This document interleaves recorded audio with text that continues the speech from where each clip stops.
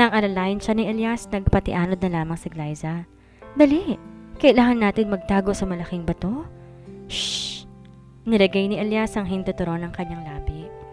Di naman maiwasan ni Glyza ang kabahan na marinig ang tinig ng mga tauhan ni Gian Alvaro. Magsikalat kayo! Nandito lang sa paligid ng mga yon. Talasan ninyo yung mga mata ninyo. Isabel, you trust me, right? Pabalong na tanong ni Elias, habang matamantong nakatitig sa kanyang mga mata. Naramdaman naman ni Glyza ang malakas na tibok ng kanyang puso. Di niya na nagawang magsalita at tayong tako na lamang na isagot niya. Marahan namang humawak si Elias sa batok ng modelo. Napapikit na lamang si Glyza nang lumapit ang labi nito sa kanyang labi. Kasabay ng paglalim ng halik ni Elias sa modelo, marahan nitong hinila pa ilalim sa tubig. Wala sila dito. So ano yun, bigla silang nawala? Asik sa kanya ni Bruno. Siguro, napakamato ng ulo. Gonggong. Maghanap kayo sa paligid? Hindi sila po pwedeng makatakas. Malalagot tayo kay boss. Tuluyan ang nagpatangay si Glyza. Nang kapusin sila ng hininga, saka lamang sila umahon sa tubig. Wala na rin sila sa tabi ng malaking bato, kundi nasa ilalim sila ng falls. Napakarap naman si Elias na makita niya ang tila butas sa likod ng talon. Dito tayo, Isabel. Marahan niyang hinila ang dalaga patungo doon at pareho silang namangha na makita nila ang kuweba sa likod ng talon. Tila umusbong ang pag-asa sa kanilang mga puso. Magtago muna tayo dito. Walang imik namang sumampa si Glyza sa kuweba. Nang maupo siya, sandali naman siyang iniwan ni Elias upang tingnan ang mas malalim na bahagi ng kuweba. Napayakap naman si Glyza sa kanyang tuhod. Habang nakatingin siya sa umaagos sa tubig ay tila muling bumalik sa kanyang alaala ang pagkabaril at pagkahulog ni Shera sa tubig. Di niya napigil ang pagturo ng duha niya. Kung pwede lang niyang balikan ang kanyang kaibigan, kanina pa sana niya ginawa. Sa kinaroroonan nila ngayon ng bodyguard, pansamantala silang ligtas laban sa mga tauhan ni Gian. Isang bagay na dapat nararanasan din ni Shera kung hindi sana nangyari ang trahedya. Muli na lamang siyang naluha. Ang piping dasal niya sana'y magkaroon ng himala at mailigtas ang kanyang kaibigan. Isabel, why are you crying? Agad namang pinunas ni Glyza ang kanyang pisngi. Wala, naalala ko lang si Shera. Baka pwede pa natin siyang balikan. Napabuntong hininga na lamang si Elias. I know how much it hurts to witness your love once dying in front of you, Isabel. Pero isipin mo sana may rason para magpatuloy ka. Kasalanan ko ang nangyari kay Shera. Ako nagdala sa kanya sa kamatayan. Huwag mo nang sisihin ang sarili mo, Isabel. Nangyari nang nangyari, ang gawin mo ngayon, magpakatatag. Kailangan natin makaalis ng buhay dito. Marahang hinagod ni Elias ang kanyang likod. Please be strong. Tila desmayado namang bumaling sa ibang direksyon si Glyza. I hope you listen and understand me as well, Isabel. Hindi umimik ang babae. Sandaling namayani ang katahimikan hanggang sa magdesisyon tong magsalita. Ligtas na ba tayo, Elton? Tumabi naman sa kanya si Elias. Mukhang tago ang kuwebang to dahil na rin sa falls. Pero makakaalis nga ba talaga tayo dito ng buhay, Elton? Teritoryo nilang islang to. Kabisado nilang lugar at maaaring kahit anong oras mahanap nila tayo. Tama ka, pero sa ngayon, dito muna tayo.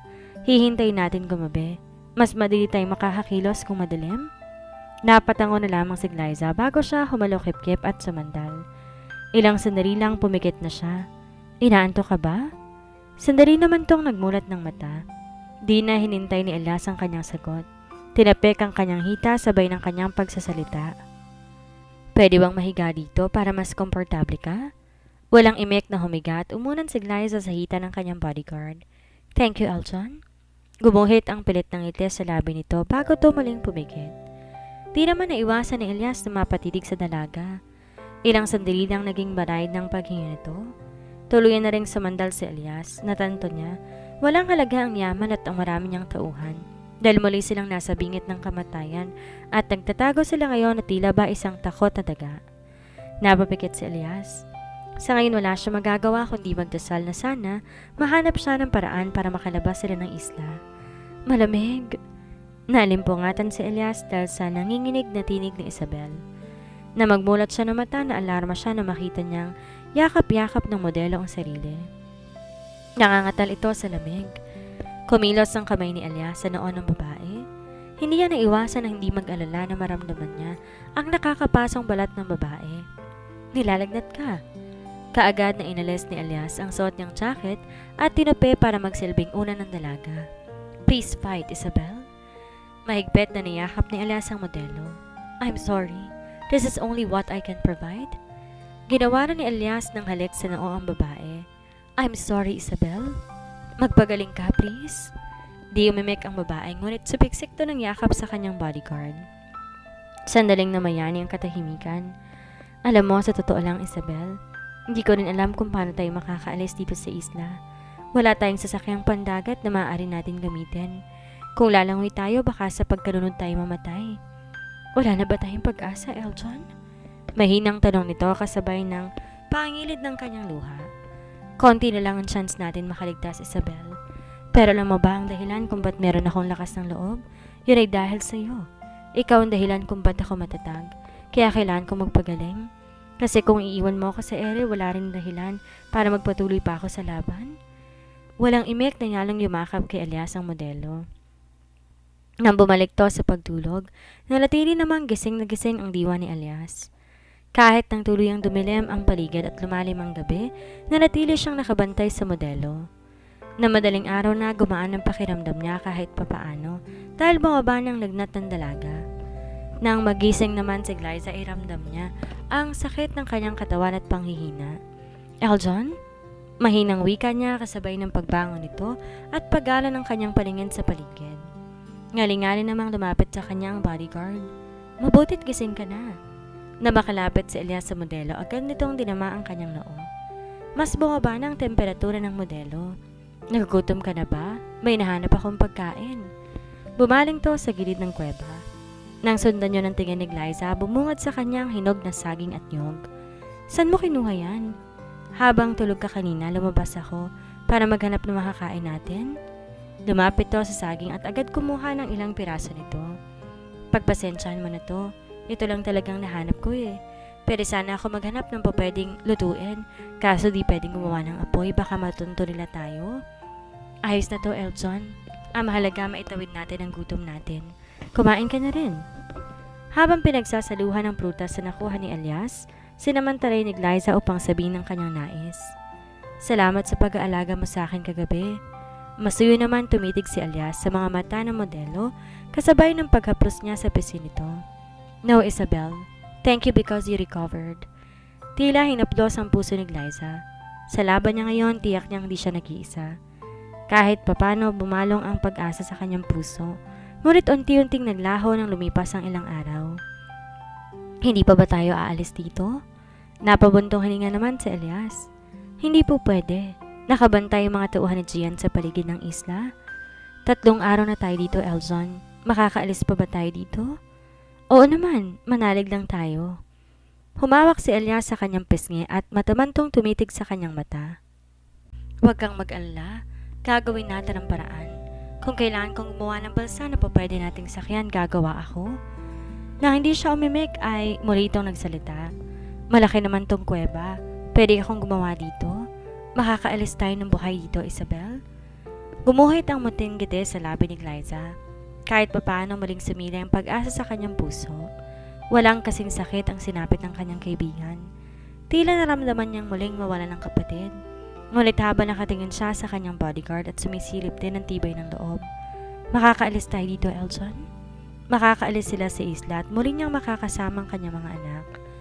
Magiging matatag siya, ngunit ang pag-asang bumalong sa kanyang puso, tila unti-unting gumuho nang umalingaw-ngaw ang malakas na putok ng baril. Matapos ang pagputok ng baril ay sunod na narinig ang pamilyar na tinig. Get out from there, Isabel. Alam kong nandyan ka. Otomatikong nagkatinginan si Glyza at Elias nang marinig nila ang tinig ni Gian Alvaro. Di rin nila maiwasan ang pagkabog ng kanilang dibdib. Lumabas ka na. Wala ka rin namang pupuntahan pa eh. Naparunok si Glyza. Anong gagawin natin, Elton? Come on, Han. Lumabas ka na dyan. Let's fix the problem between us. Tila nagsusumamo ang tinig nito. Agad namang napahawak si Elias sa kamay ni Glyza. No, hindi tayo lalabas. Lalaban tayo ng patayan. Bago pa makaimik si Glyza, muli nilang narinig ang tinig ni Gian. Pasensya ka na sa nagawa ko, Han. Sorry kung natakot kita. Lumabas ka na dyan at ayusin natin ang dapat nating ayusin. Humakbang ang paa ni Glyza, ngunit mabilis siyang napigilan ni Elias. Huwag, Isabel. Baka paing lang yan. He sounds sincere. Baka naisip niyang mababaw lang naman na nagawa kong kasalanan sa kanya. Umiling si Elias. No, Glyza. I know Gian very well. And remember what happened to Miss Galvez? May buhay na nagbuwis dahil sa kagagawa ni Gian. Pero mukhang wala naman siyang planong saktan ako. Pwede na tayong pasukin dito anytime pero hindi niya ginawa. Believe me, Isabel. Siguradong natatakot din silang pumasok dahil baka may inihanda tayong patibong. Nang hindi umimik si Glyza, hinila siya ni Elias patungo sa likod ng bato sa loob ng kuweba. Stay here. Akong haharap sa kanila. Tadaan muna sila sa akin bago kanila masaktan. Agad namang hinila ni Glyza ang kamay ni Elias. Dito ka na lang. Kitang-kita ang takot sa mata ng modelo. Hinaplos ni Elias ang kanyang pisngi. Hindi ako mapapahamak. Samantala, nagngit-ngit naman ang kalooban ni Gian Alvaro. Ilang sandaling lumilipas, ngunit wala pa ring Isabel na lumalabas mula sa tagoong kuweba ng isla. Pasukin niyo sila. Utos ito sa kanyang tauhan. Kung hindi ko siya makuha na may hinahang paraan, then gagamit ako ng dahas. Gumuhit ang ngisi sa labi nito. Bakit ko papahirapan ang sarili ko? Sa huli, papatayin ko rin naman sila. Walang sinayang na sandali ang mga tauhan niya. Lumusong ang apat sa kanila sa ilog, ngunit nakakailang hakbang pa lamang sila nang umalingawaw ang putok ng baril. Otomatiko silang natigil. Hindi rin naiwasan ni Gian Alvarong mapakunot ng noo. Sino nagpaputok? Galit niyang asik sa kanyang mga tauhan. Bago pa makaimik ang sino man sa kanila muli, umalingawaw ang putok ng baril. Sino nagpaputok? Hindi kami, boss. Halos magkapanabay nilang sagot. Kitang-kita rin ang takot sa mata ng mga to. Hanapin ninyo kung sino nagpaputok. Sinira niya ang plano ko. Nagpupuyos ang damdamin nitong bumaling sa kanyang mga tauhan na nasa ilog. Go and kill Isabel and her bodyguard. Masusunod, boss. Agad tumalima ang mga tauhan. Nagpatuloy ang palitan ng putok sa di kalayuan. Boss, mukha napasok na tayo ng kalaban? Imporma ng bagong dating na si Bruno. Napakuyom naman ang kamao ni Gian kasabay ng pagbaling nito sa kanyang mga tauhan. Hurry up! Go and kill Isabel! Lalo pang binilisan ng tauhan ni Gian ang paglusong sa tubig. Ngunit nakakailang hakbang pa lang sila na muling umalingaw-ngaw ang sunod-sunod na putok ng baril. Napamura na lang sa Gian at nakita niya bumagsak ang mga tauhan niya sa tubig. Boss! Mabilis siyang hila ni Bruno para magtago sa likod ng puno. Sino nakapasok sa isla? Hindi ko rin alam, boss. Lalo siyang nanggigil na makita niyang isa-isang natumba ang mga tauhan niya. Tara na, boss. Kailangan na nating lumayo dito. Mabilis siyang hila ni Bruno palayo sa lugar. Nang magpatiunan si Gian sa pagtakbo, nakipagpalitan ng putok si Bruno. Na makahanap ng buwelo, tumalikod siya upang sumunod sa kanyang amo, ngunit natigil siya nang tumama ang baril sa kanyang paa. Bruno, bilisan mo! Sigaw sa kanya ni Gian. Pinilit namang sumunod sa kanya na nakangiwing si Bruno, ngunit muling tinamaan ng balang isa pa nitong paa. Napasigaw siya sa labis sa sakit. Bruno! Bago pa makakilos ang lalaki, muling tinamaan ang likod nito. Napamura na lamang sa Gian nang bumagsak ang tauhan niya sa lupa. Agad din siyang tumakbo at nagkuble sa puno nang muntikan siyang mabaril. Nakipagpalitan ng putok kasabay ng pag-atras niya. Lalo siyang nanggigil na makita niya ang pagsunod ng mga armadong kalalakihan. Tatakbo ka na lang ba, Gian? Hindi ko naman akalaing duwag ka pala. Natigil si Gian sa narinig na tinig. Tila nabato siya sa kanyang pinagkukublian. Naalala mo pa ba ako? Umigting ang panga ni Gian. Ang kapal na mukha mong sumugo dito, Justin. Galing naman. Nahulaan mo kung sino ko? Nakatawang tura nito. Sinasayang mong buhay mo, Justin. Gusto mo bang sumunod kay Elias? Sumunod? Baka ibig mong sabihin, sunduin. Nangunot ang noon ni Gian sa narinig, ngunit tila sinampal siya sa sunod na tinura ni Justin. Kasi kung yun ang gusto mong sabihin, tumpak ka. Nandito kami para iligtas ang boss namin. Napaawang na lamang ang labi ni Gian. Tila nang hina siya kahit nakasandal naman siya sa likod ng puno. Oh, natahimik ka na dyan. Gulat ka ba? O di mo nang gets na buhay si Boss Elias? Nanguyom ang kamao ni Gian Alvaro. Ang gagong yon. Ngayon niya natanto kung paano siya napaikot ni Elias sa pagpapanggap nito bilang Elton Domingo. Ngayon niya napagtagpi-tagpi ko sa nakuha ng lalaki ang pilat nito. Shocking ba masyadong revelation? Tumatawang wika ni Justin. Ang dami mong satsad. Lumabas sa pinagtataguan ni Gian upang magpaputok ng baril. Nagawa namang magtago ni Justin. Ngunit bago pa muling makapagtago sa Gian, tumama ang bala ng baril sa kanyang tiyan. Tila tumigil ang ikot ng kanyang mundo nang mapunta ang tingin niya sa pinagmulan ng bala, bumungad sa kanyang lalaking may hawak ng baril. Diyon ay walang iba kundi ang mortal niyang kaaway, si Elias Villanueva. I've been dreaming of this, Gian. Bago pa makauma si Gian muli, kinalabit ni Elias ang gatilyo. Tumama yon sa dibdib ng lalaki. Ikaw, Elias! Bumulwak ang dugo sa labi ni Gian. Lalo namang tumalim ang titig ni Elias. Muli nitong kinalabit ang gatilyo. Muli, tumama yon sa dibdib ni Gian. Unti-unti napaluhod si Gian sa lupa. Muli siyang tinamaan ni Elias at siya nito bago to tuluyang bumagsak. Boss, tara na! Agad namang bumaling si Elias sa kanyang tauhan. Tara na, kailangan natin balikan si Isabel. Huwag kang mag-alala, boss. Siguradong hindi siya pababayaan ng mga tauhan mo. Thank you sa pagdating, Justin. You saved us from danger. Tangiti na lang ang naisukli ni Justin bago sila tuluyang humakbang pabalik sa kuweba. Gaya ng inaasahan, nasa labas ng modelo nang dumating sila doon. Kasama nitong ilan sa mga tauhan ni Gian. Isabel! Mabilis tinawid ni Elias ang kanilang distansya at binigyan ng mahigpit na yakap. Eljon! Naluluhang gumanti ang yakap si Glyza. Ligtas na ba tayo, Eljon? Humibalay ng yakap ang lalaki at masuyong hinaplos ang pisngi ng dalaga. Oo, ligtas na tayo, Isabel. Makakauwi na tayo. Tara na, boss. Mamaya ng lambingan niyo ni mama at baka mamaya may dumating pang kontrabida.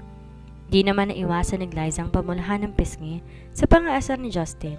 Ngunit tila di yun inintindi ni Elias dahil humawak pa to sa kanyang kamay bago sila naglakad tungo sa kanilang sasakyan. Kahit naririnig pa ang palitan ng putok sa di kalayuan, tila naramdaman ni Glyza ang kapanatagan. Hawak ng kanyang bodyguard ang kanyang kamay. Lalo siya nakahinga na maluwag nang tuluyan silang makapasok sa loob ng yate. Boss, may mga damit dyan sa loob. Tara, kailangan mo magpalit. Baka magkasakit ka ulit. Namarahan siyang hilain ni Elias, nagpatianod na lamang siya. Na makapasok sila sa loob ng silid, kaagad siyang naghanap ng damit na pamalit si Elias. Di naman napigil ni Glyza ang sariling magtanong sa lalaki. Bakit boss ang tawag nila sa iyo, Eljon? Sandali naman siyang nilingon nito. They are my people, Isabel. Nangunot ang babae. Bago siya makaimik, lumapit sa kanya si Elias, hawak ng isang roba at damit. Hindi mo ba sila naaalala? Hindi eh. Marahan umiling ang modelo. Totoo ngang nagka-amnesia ka. Umawang ang labi ni Glyza para magsalita sana, ngunit natigil siya nang hawakan ni Elias ang kanyang mga kamay. Isabel, ako to. Matamantong tumitig sa kanyang mga mata. I am your husband. Umawang ang labi ni Glyza sa revelasyon ng lalaki. Di siya makapaniwala. Nasa harap niyang lalaki noon niya pa hinihiling na makita. Kusang tumulong luha niya dahil sa damdaming lumukob sa kanyang puso. I am Elias Villanueva. Marahang nilagay ni Elias ang palad ng modelo sa kanyang pilat. Matapos kanilang barilin, kinulong nila ako sa isang maliit na bahay. Tinangka nila akong sunugin ng buhay. Ito ang pilat na nakuha ko sa insidenteng yon, Isabel. Lalong naluha si Glyza. Bumalong ang labis niyang pagkahabag sa sinapit ng lalaki. Noong inakala kong patay ka na, ayoko na ring mabuhay pa. Ano bang silbi ko kung wala ka na? Eljon? Alam niyang di para sa kanya ang mensaheng yon, pero tila hinaplos pa rin ang kanyang puso. Call me Elias, hindi mo ba naaalala? Elias ang tawag mo sa akin noon. Di na nakaimik si Glyza. Tuloy na siyang nilokob ng katotohanan. Nasa harap niya ngayon ang ama ng kanyang mga anak, na asawa ng kanyang kakambal na si Isabel. You know what? Kung meron man akong rason para magpatuloy mabuhay noon, yun ay mabigyan ka ng hustisya. Puno ng sinseridad ang mata ng lalaking nakatitig sa kanya. Kasunod ang pangingilid ng luha nito. The plan was changed when I discovered that you're alive. Nabuhay ang pag-asa sa puso ko na magkakasama pa tayo. Gumuhit ang munting ngiti sa labi nito. Matutupad pa natin ang pangarap nating bumuo ng masayang pamilya. Elias, di ni Glyza na gawang dugtungan ang kanyang sasabihin dahil lalo pa siyang naluha. Ngayon kasama na ulit kita, Isabel, hindi na ako papayag para mawala ka pa. Paano niya yun sasabihin kay Elias ang totoo kung masasaktan ito? Ano mangyayari kung umamin siya at nalaman itong patay na talaga si Isabel? Malulugmok na naman ba ito? Makakaya ba niyang sirain ang pag-asang nabuo sa puso ng lalaki? At dito na po nagtatapos ang kabanata ng ating kwento. Sana mo rin niyo po akong samahan sa mga susunod pang kabanata. Maraming salamat po. Ingat po tayong lahat.